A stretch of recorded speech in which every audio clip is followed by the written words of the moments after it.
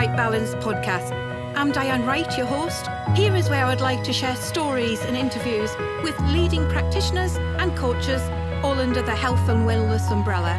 We'll be including holistic therapies, inspirational people, and a vast array of experts to help you get on the right path. Join me every week for advice and information that will offer help and support, because we all need the right balance in life.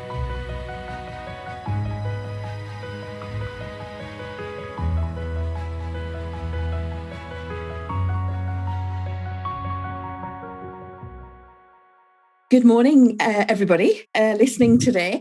I have a very special lady with me today, Jessie Hope, who has got a wealth of information, both naturally and medically to a certain degree as well. Jessie, I would love to invite you on the podcast today. Thank you so much for being here. I want to start off, or maybe you can explain to the listeners all about your background in mental health and the nurse. Yeah, thank you for having me. So, I started my career a long time ago when I was 17 years old, I think, in mental health, and then carried on, did my training in a kind of one of the old-fashioned asylums, not quite an asylum, but, up on the hill, a lovely community up there. And so, I worked in acute admissions and rehab and forensic unit. So 20 years, I think I've been working in mental health, and it's changed quite considerably in those 20 years.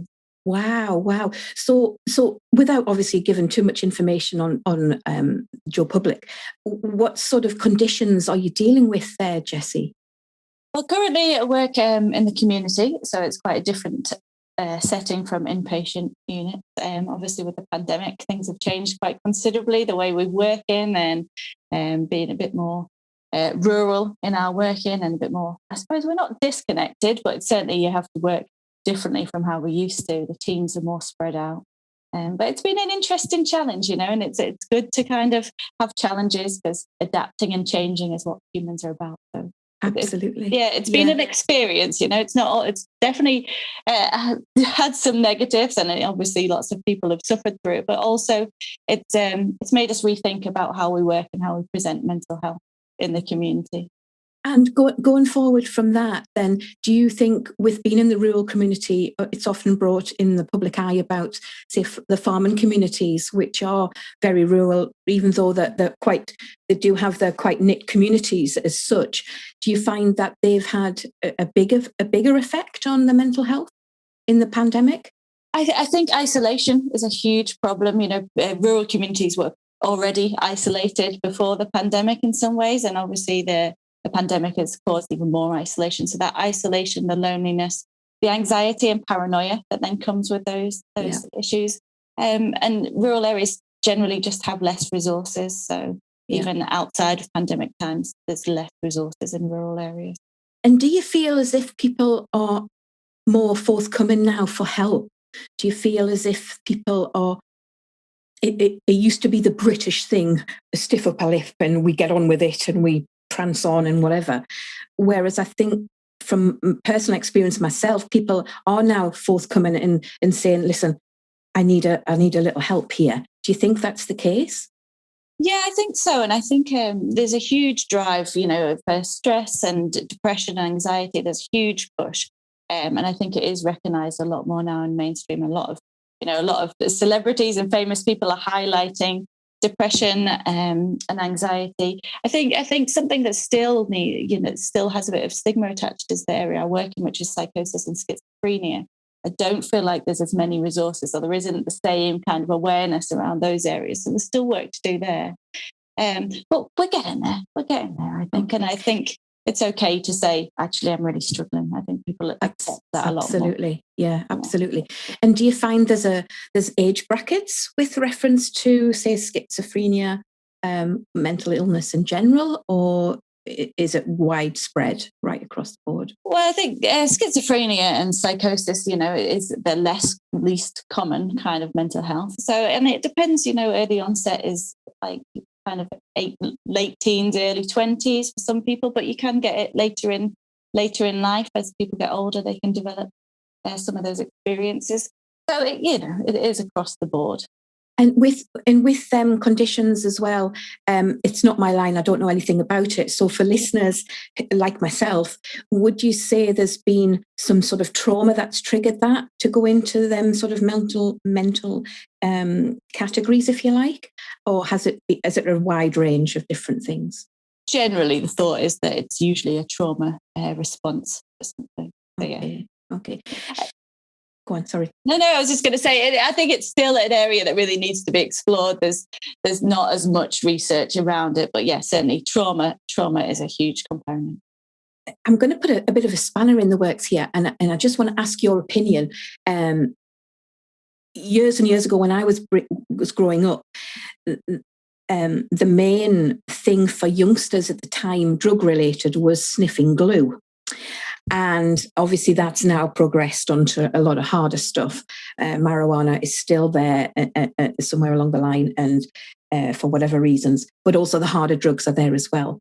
Do you find there's an avenue for the youngsters that are on that track to go down that mental illness because of the drug relation?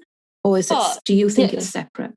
No, I don't think it's separate. I think drug use and psychosis are linked. There is a lot of evidence to say that drug use, especially in young people, when your brain's still developing, if you've got a vulnerability anyway, if you have drug use, it can trigger a psychosis, absolutely. And we do deal with a lot of drug-related psychosis. Yeah, so, it's a really huge topic when you get into it, isn't it? It's a minefield, absolute minefield. Just a basic question now, Jessie. What actually started you off on your mental health journey at the very start? How did you get into it? Well, it was either a choice of being an opera singer or a mechanic when I was younger. Oh my gosh! I got a terrible voice. I cannot sing. I don't know why I wanted to be an opera singer. And a mechanic, I realised that I'd have to be outside in the cold too much. And I was like, oh, that's not going to work. So yeah, and then everyone said, oh, you like people. Why don't you be a nurse? So I was like, oh, okay. And I don't really like the blood and guts stuff. So general was never really. And anyone who knows me knows that I love my own children, but I don't be around everyone else. Children, so I'm not a children's nurse. Love it. Yeah, and I remember reading a book, I Never Promised You a Rose Garden. I kind of remember who the author was when I was in my teens, and I was totally just inspired by the book and really interested. It was a girl who had psychosis, and she had these different layers of the world, and she talked to these different kind of gods. And wow. Yeah, and I would just remember being so interested with the book. I was like, right, you know what? So mental health just kind of came after. Yeah. Excellent. Oh, that's brilliant. And what was the light bulb moment when you decided to diversify from the mental health into other areas? Or was there a particular time where you thought, oh, I'm interested in this, and this? And how did you go down them paths?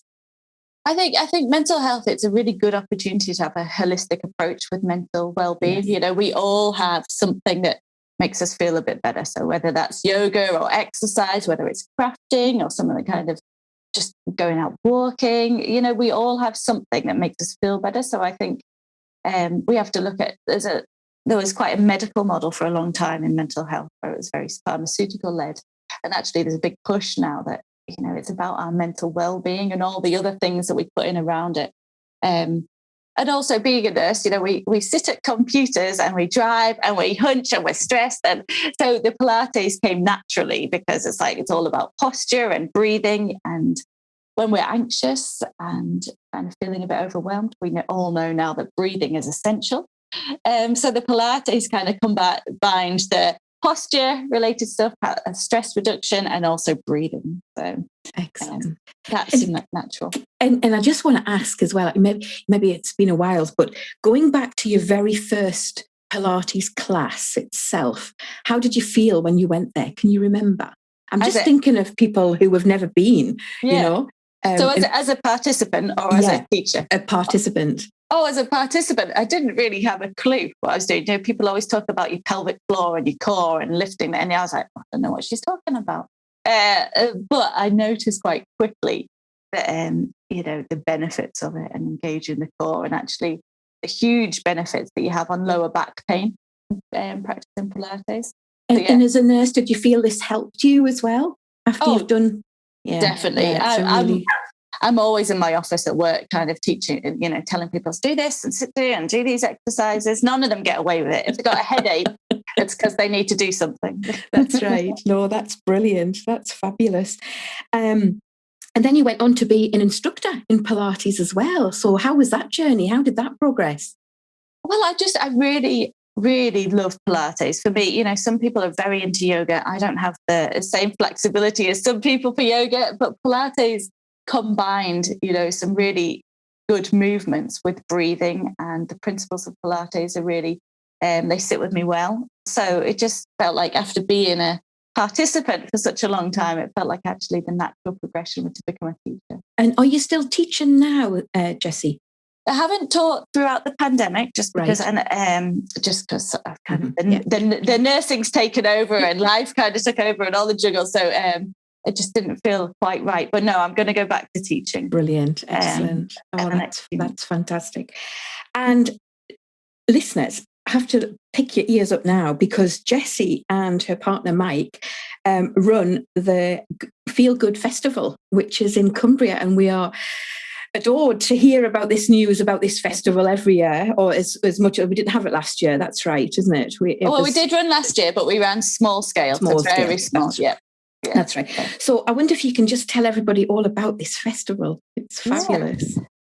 So it's a really lovely festival. Obviously, I say that, but it's the 4th year this year. We did manage to win last year. We did all the things that the council needed us to do. But it's a family-friendly festival. It's basically, I really wanted to have an accessible festival that offered a holistic look at health and well-being. So promoting local practitioners with, an absolutely massive array of health opportunities. So we have talks on CBD oil, reflexology, aromatherapy. The whole time then we have yoga. So we have yoga every hour throughout the festival. So you can do all types of yoga. We have gong immersion. So we've got somebody amazing, Rowan Carr, who comes over and does our gong experience, which people find fantastic. Obviously, there's Pilates and mindfulness. I teach mindfulness. We do body scans. But then we have a whole heap of dancing. So we've got Latin dancing, salsa dancing, swing dancing, dance for fun, so just moving your body. And then we have some live music in the evenings. And it's based in Kirklinton Hall, which is an absolutely fabulous setting for children. That's just outside Carlisle, isn't it? Just outside on the back road. For worldwide listeners, this is England as well. Just on the outskirts of Carlisle, Cumbria. And the venue itself is quite historically. Yeah, it's a really unique venue. I mean, it's absolutely lovely. It used to be the Craze nightclub many, many years ago. So we can imagine how that must have been. But it's, there's river walks there. There's a rose maze. There's lots of things to explore. There's Kirklington pigs, which are lovely. So, so if it was a camping experience, it's a pretty lovely place to be for the weekend. And people can bring their tents along to this weekend? Yeah, so we have weekend camping, and we have day tickets. Oh, brilliant. So people can come just for the day if camping isn't their thing. To be honest, it's not my thing, but I have to be there.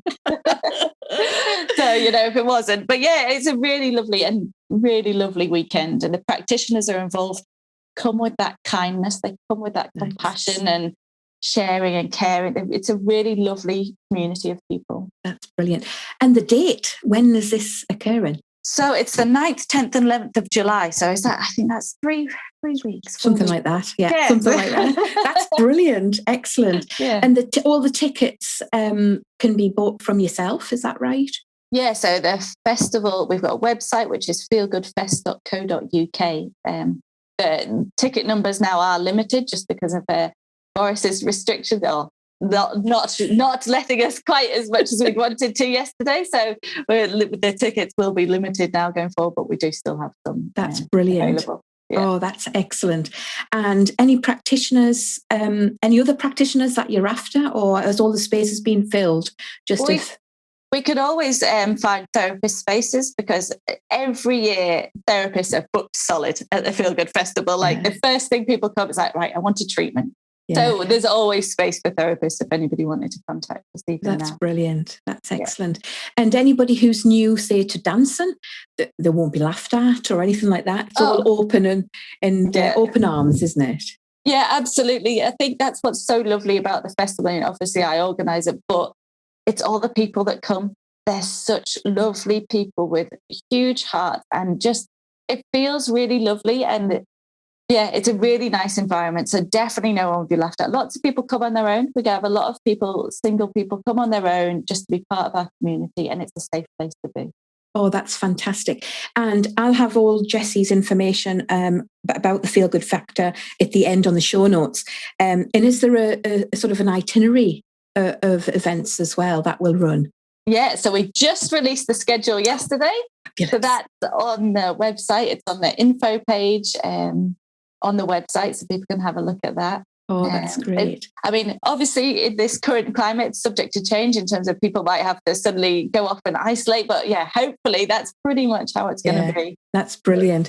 Did you feel as if you had to go through an awful lot of hoops this year for it to go ahead, Jessie? Oh, yeah, absolutely. By the end of it, I will want a massage and some relaxation myself. But yeah, it has been, the last 2 years has been a little bit more stressful in running the event. And obviously we're a small business, so it's made it a little bit more tricky. Yeah, that's right. But by the time we get to kind of Saturday morning, we're just like, you know what, it's okay. It's all good. Brilliant. All good. Oh, that's fabulous. Car parking space is just something's going through my mind for car parking if people take the car. Yeah, we've got heaps of space. Lovely, that's great.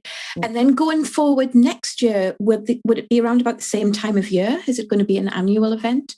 Yeah, well, I think at the minute, Di, we're going to just take a pause after this year just to kind of review and reflect. Obviously, the last 2 years for small businesses, but you know, you have to kind of adapt and think, okay, how can we run, and if this continues. So we're going to take it. We're certainly not gone away. We're just going to have a review and think about, you know, the future and what we're going to do. But we'll definitely always be feel good events in some way or other. Oh, that's fantastic. It just seems to be getting bigger and bigger, and that's perfect. That's exactly what the county needs, exactly what the world needs, the feel good factor. And it's super important. It really, really is.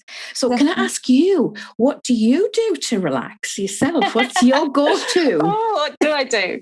Apart from, we definitely don't say wine, do we? No, I practice what I preach. I do try and practice what I preach. And certainly now, after the kind of last year or so, spending time with friends actually is incredibly important. I've really missed that connecting with people. So spending time with friends, walking in our beautiful countryside, practicing what I preach in my mindfulness and pilates.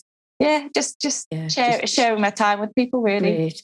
And I think because we are human, we need that contact and we need that time to realize who we are. Because I think when we get into that hamster wheel of events in life, it just takes over, doesn't it? And we sometimes forget where we are, what we're doing, not literally, but, you know, we get in that wheel and it's just too fast for us. So it has been a bit of a reset button, I think, for all of us, hasn't it? Where we look into things a bit differently, which is fabulous.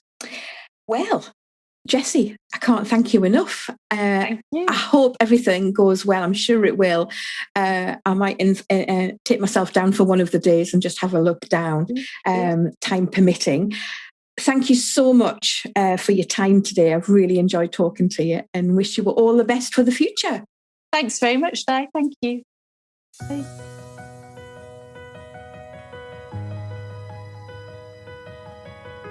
Thanks for listening to the Right Balance podcast. Hope you enjoyed the content.